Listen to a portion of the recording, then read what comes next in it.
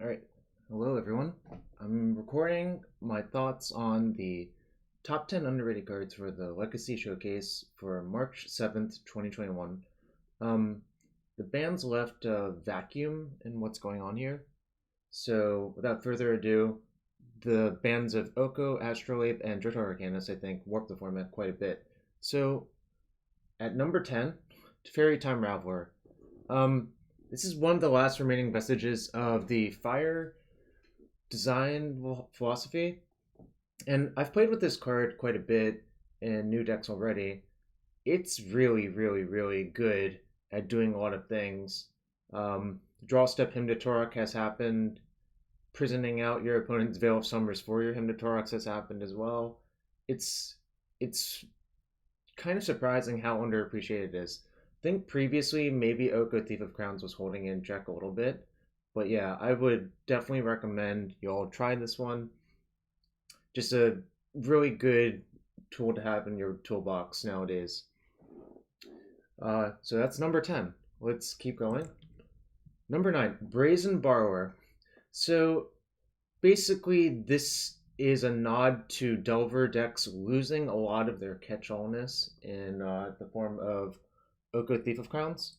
So I think playing something that is Chain of Vapor plus 3/1 Flash Fire might provide a lot of utility. So my thought is that this card is quite good now. It sort of had some overlap with True Name Nemesis, but I think it's being underrated as a catch-all. Hell, I could even see it in some sort of Grixis style deck that doesn't have like Abrupt Decay or Assassin's Trophy as well. Just, I think having a catch-all is extremely, extremely powerful. And 3/1 Flash Flyer, yeah, I can't block ground creatures, but I think it's well worth it, especially if you play Hymn to Torok in your deck too. Just unsummons and bounce spells tend to be better with discard spells for that reason. That's number 9, Brazen Borrower. Number 8, Jace the Mind Sculptor. You know, there used to be a song about this card, and it was called, Jace is Greater Than All by Pat Chapin. Album covered The Gathering or something like that.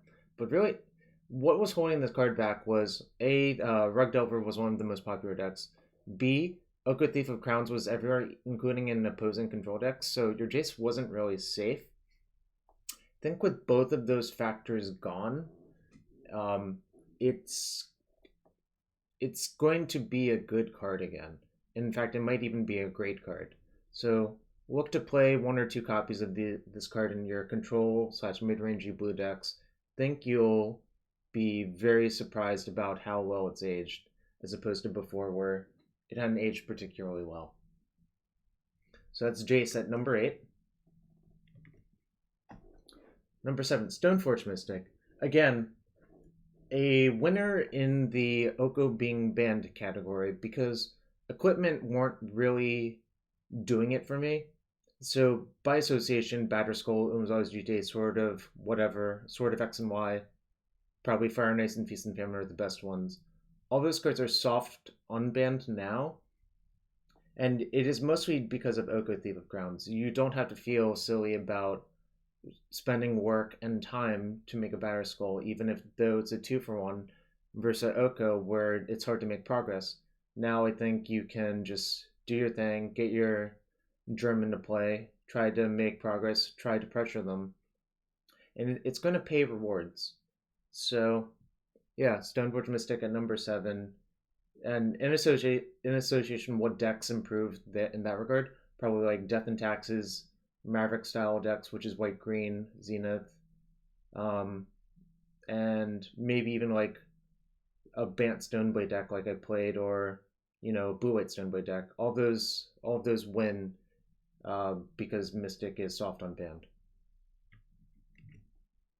Wasteland. Again, it's hard to say that this card is underrated, but towards the end of the last format, a lot of people were saying, yeah, Wasteland's not very good. I don't believe that was actually true, but now I believe with Arkham's Astrolabe being banned, that is definitely not true. Wasteland is quite good again. All of the 3 or 4 color control decks that are trying to do greedy things with their mana base get heavily punished by this card, unless if you play something like Prophetic Prism or Mana Silex. You might want to look up Mana Silex. Not a great card. Um, yeah, just Wasteland gets to punish those decks. That in combination with Rashad and Port, say in a lands, goblins, or Death and Taxes style deck, it just puts a hurt on their mana base. So Wasteland's a huge winner. Um, Kind of funny to say that because I do think it was weirdly underrated because of Astro in the last format, but now it's still a little bit of a residual being underrated. But yeah, quite a good card. Just play it. I'm basically advocating cards you should try to play in order to do well in the showcase. I will not be personally playing, so I figured I would get this information out there. So Wasteland number 6. Blood Moon. Everything I said about Wasteland basically applies to Blood Moon. Astrolabe made Blood Moon kind of an embarrassing card. Same for Magnus of the Moon to a lesser degree, although that one's always been a bit more vulnerable due to Lightning Bolt. But Blood Moon now can punish a lot of people trying to do greedy things or trying to do weirdly unfair things with their lands. See Dark Depths in Game 1, etc. I think Blood Moon is a big winner because of the Astrolabe ban as well. So, yeah, consider playing Blood Moon. I don't know, not many decks can play Blood Moon. If you have a bunch of basic lands, like 6+ basic lands, or your 2-color deck, or obviously Moonstompy can play it. All those are winners for this card. Card's significantly improved.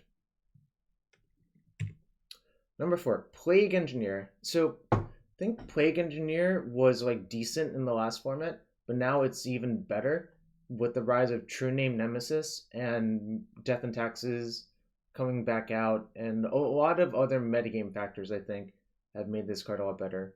I think a lot of black decks don't want to necessarily cast Dead of Winter or Toxic Deluge anymore, so Plague Engineer is quite a good card. It's just a Flame Tongue Kavu, and sometimes it's better. If you get 2 versus a lot of decks, they can't do very much. Say versus Elves, if you get 2, it's basically the soft lock. Death and Taxes, it's pretty good. If you get 2 out versus, let's say, a Hogak deck naming Zombie, it's actually pretty good as well. So, great card. I think it's actually improved in the format because there's more small creature decks.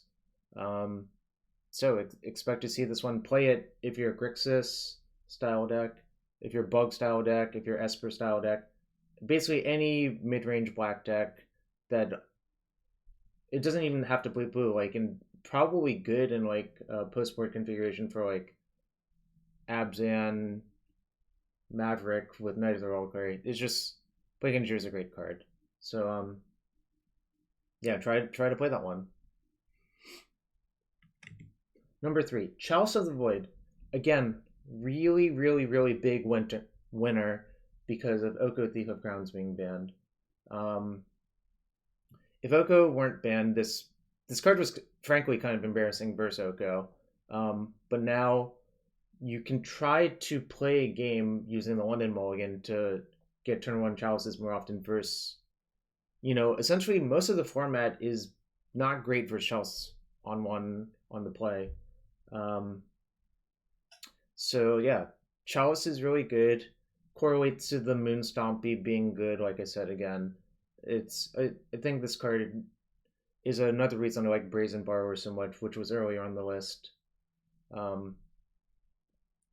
Yeah, all those reasons. I think Chalice is great if you want to play that style of deck. I don't really enjoy that style of deck, but I recognize its power. So there's a lot of like creature Chalice decks I think are quite good now, and you should really consider playing them if you want to win the Legacy Showcase. Number 2, Uro, Titan of Nature's Wrath. Kind of funny for me to put this so high, but I think people are looking at its mana cost and saying it's too restrictive, and I'm not sure that's still true. I've seen a bunch of lists that have used this card, and it looks like you can sort of do it if you really want to. The issue is how many colors are you allowed to play? I think the answer is only 3 now at most, and you probably want either mana dorks or carpet of flowers or high land count or something similar like that. Don't think you're allowed to just jam it in your like 20 land deck, no birds, no mana filtration, no noble hierarch, like nothing to support it.